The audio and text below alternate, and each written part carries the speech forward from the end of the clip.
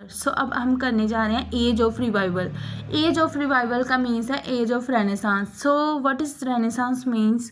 Renaissance mean rebirth, revival of art and learning, means rebirth हुआ art का, learning का। सो इसको बोला जाता है revival.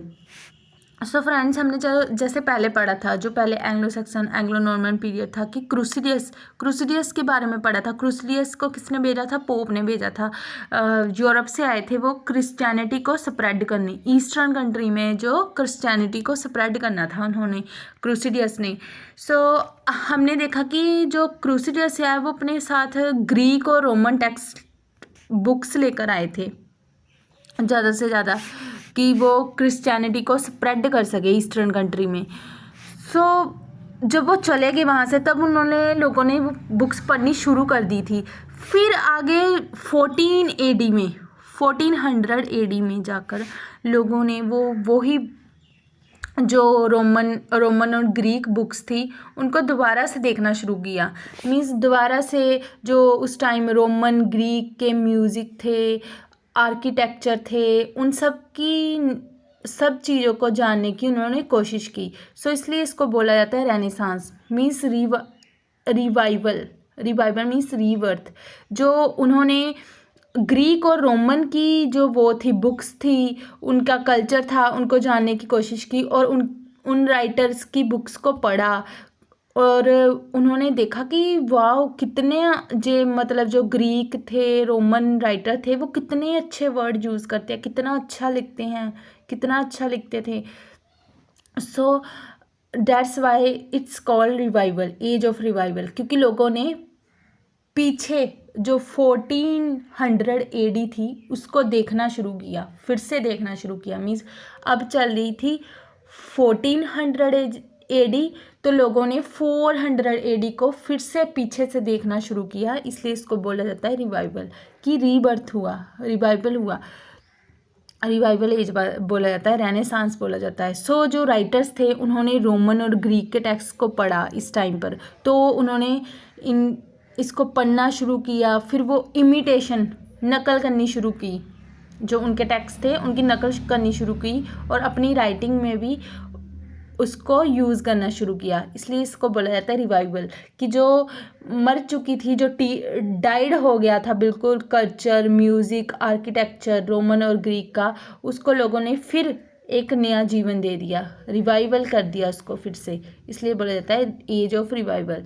So age of revival आने के कई कारण हैं। इसकी मीन्स हिस्टोरिकल बैकग्राउंड को अब हमने करना है कि इसकी हिस्टोरिकल बैकग्राउंड क्या थी। सो इसकी रिवाइवल आने के पीछे कोई एक कारण जिम्मेवार नहीं है, इसके लिए बहुत सारे कारण जो हैं वो, बहुत सारे काजेज़ हैं इसके लिए। सो फ्रेंड्स, पहले हमने देखा कि 100 ईयर वार्स चली थी।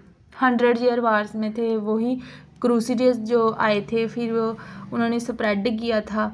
100 ईयर वार थी, वो भी इसका कारण थी रिवाइवल आने का। और जो सेकंड है वो है war of roses. So war of roses थी, वो इंटरनल कॉन्फ्लिक्ट था जो इंग्लैंड में था, जो इंग्लैंड में उस टाइम पर हुआ था। वहाँ पर दो वो पार्लियामेंट के जैसे पार्लियामेंट हाउस थे, दो हाउस थे। एक था लोनचेस्टर रोज और दूसरा था यॉर्क रोज। सो लोनचेस्टर और यॉर्क दोनों के बीच में फाइट, मीन्स हमेशा कि किसको थ्रोन मिलेगा, इसके लिए बैटल चलती रहती थी। जो यॉर्क वाले थे वो चाहते थे कि हमें राजगद्दी मिले और जो लोनचेस्टर वाले थे वो चाहते थे हमें। तो ये इंटरनल कॉन्फ्लिक्ट था वार ऑफ रोजेस, जो कि कारण बनी थी रिवाइवल, एज ऑफ रिवाइवल के लिए, वार ऑफ रोजेस। और सेकंड है अराइवल ऑफ प्रिंटिंग प्रेस। तो उस टाइम पर जो विलियम कैक्सटन है वो वहाँ पर प्रिंटिंग प्रेस ले आया था। सो जो राइटर थे उन्होंने ग्रीक और रोमन के जो टेक्स्ट थे पिछले, उनको पढ़ा और फिर जो प्रिंटिंग प्रेस आने की वजह से उन्होंने जो पिछले राइटर हैं उनको पढ़ा, उनकी इमिटेशन की और अपनी राइटिंग लिखी। तो जो प्रिंटिंग प्रेस जब आई, विलियम कैक्सटन की वजह से प्रिंटिंग प्रेस आई इंग्लैंड में, तो फिर प्रिंटिंग प्रेस आने की वजह से जो राइटर की वो थी राइटिंग्स पब्लिश होना शुरू हुई, और बहुत पब्लिश होने के कारण जो सर्कुलेट होना शुरू हो गई, बुक्स सर्कुलेट होना शुरू हो गई, जर्नल। सो इस तरह लिटरेचर में लिटरेचर जो हर जगह तक पहुंचना शुरू हो गया। सो आगे सी पार्ट है Henry eight and his wives. जो सिक्स वाइफ्स, जो हेनरी एट है वो बहुत ही सेल्फिश किस्म का इंसान था। हेनरी एट की ने ही एंग्लिकन चर्च है जो उसको इस्टेब्लिश किया था, वो ही इंग्लैंड में उसने इस्टेब्लिश की थी एंग्लिकन चर्च। सो हेनरी एट था वो बहुत ही सेल्फिश किस्म का इंसान था। उसने क्या किया, उसको मेल चाइल्ड चाहिए था, इसलिए उसने 6 मैरिज की। एक मैरिज करता, वाइफ को मार देता, दूसरी करता, फिर मार देता, तीसरी करता, मार देता। उसको सिर्फ मेल चाइल्ड चाहिए था इसलिए। सो फ्रेंड्स आगे आता है वोएजेस। सो उस टाइम पर बहुत सारे जो यात्री हैं उन्होंने यात्रा करनी शुरू कर दी, समुद्री यात्रा। सो कोलंबस है जो उसने एज ऑफ रिवाइवल में जो अमेरिका को डिस्कवर किया 1492 में, और जो वास्को डी गामा है उसने 1497 में इंडिया को। तो फिर इस तरह यूरोप कंट्रीज़ को पता चलना शुरू हुआ उस टाइम कि नहीं, हमारे अलावा और भी देश हैं। तो इस तरह उस टाइम पर एज ऑफ रिवाइवल के टाइम पर बहुत सारी डिस्कवरीज हुई। सो ये थे एज ऑफ रिवाइवल के बैकग्राउंड। सो आगे उस टाइम के हम मेजर राइटर्स करते हैं। Thomas Malory. तो थॉमस मार्ली के बारे में हमने पहले भी पढ़ा है। उसने leading author of the Arthur लिखी। जो उसमें है उसने और किंग ऑर्थर हैं जो उसके नाइट्स हैं उसके बारे में बताया है कि किंग ऑर्थर कौन था, उसके नाइट्स कैसे काम करते थे, ये सारा कुछ बताया है थॉमस मॉली ने ली मॉर्टर डी ऑर्थर में। सो आगे जो फीमेल राइटर हैं उसमें है क्रिस्टीन डी पिज़ान है, उसने भी बहुत सारी बुक्स लिखी, वो फीमेल राइटर थी। और आगे है मार्गरी कैंपे थी, वो भी फीमेल राइटर थी। उसने बुक ऑफ मार्गरी कैंपे लिखी। उस टाइम उसकी बुक का नाम है book of Margery कैंपे।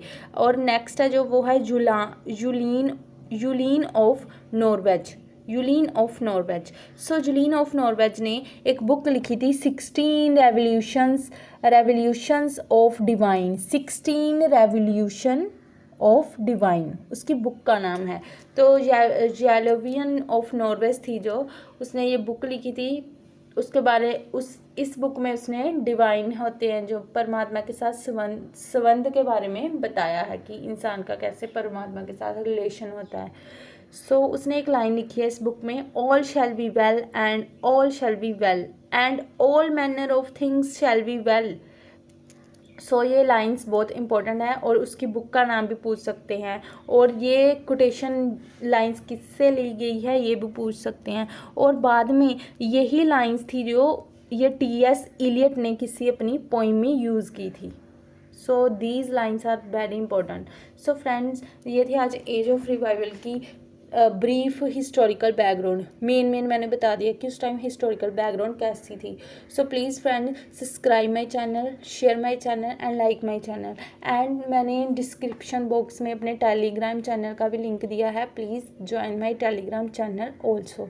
So friends आगे जो नेक्स्ट आएगी age of Elizabethan, age of romantic जो भी आएगी उसकी मैं थोड़ी सी आपको ब्रीफ इंट्रो बता दूंगी। इसके बाद हम जो राइटर्स हैं और पोइट्स हैं उनके मास्टरपीस डिस्कस करेंगे, ठीक है। मास्टरपीस, क्योंकि मास्टरपीस होते हैं उनमें से ही ज़्यादा क्वेश्चन आते हैं। जैसे शेक्सपियर के मास्टरपीस कौन कौन से हैं, उसकी 4 ट्रेजेडीज़ हैं, हैमलेट होगी, ओथेलो होगी, किंग लियर होगी, ऐसे। तो जो टी.एस. इलियट है उसका मेन मास्टरपीस कौन सा है, उसका मेन मास्टरपीस तो वो है वेस्टलैंड हो गया, द होलो मैन हो गया। सो ये जो मास्टरपीस हैं राइटर और पोइट्स के, ये हम पहले एक्सप्लेन कर लेंगे हिंदी में भी और इंग्लिश में भी। इसके बाद हम जो लिटरेरी क्रिटिसिज्म है उसको भी एक्सप्लेन करेंगे। So friends, thank you very much for watching.